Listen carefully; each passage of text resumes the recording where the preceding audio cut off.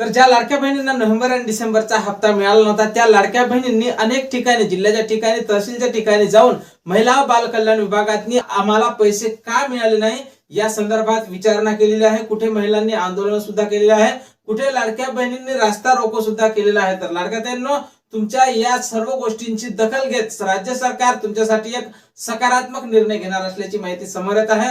तर फक्त समोरच्या 30 सेकंदात आपण पाहणार आहोत की तुम्हाला 19व्या हप्त्यासोबत 17वा 18वा हप्ता हा एकत्रित मिळणार का, त्यानंतर 19वा हप्ता कधी मिळणार या संदर्भातली माहिती फक्त समोरच्या 30 सेकंदात आपण पाहणार आहोत।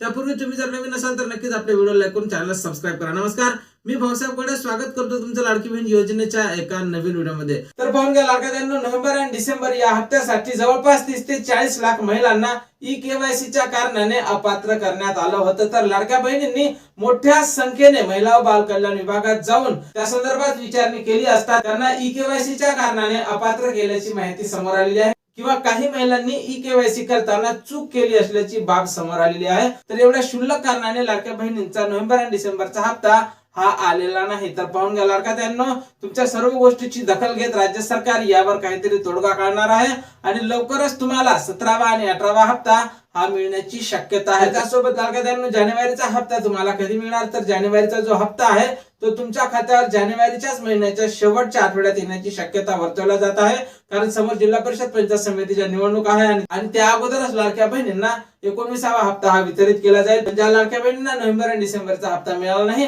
त्या लाडक्या बहिणींना 3 हप्ते सुद्धा एकत्रित दिल्या जाऊ शकते आणि या संदर्भातली जशी काही नवीन अपडेट आपल्याकडे उपलब्ध होईल सर्वप्रथम तुम्हाला आपल्या चॅनलवर त्या संदर्भातली माहिती पाहायला मिळणार आहे। जय महाराष्ट्र।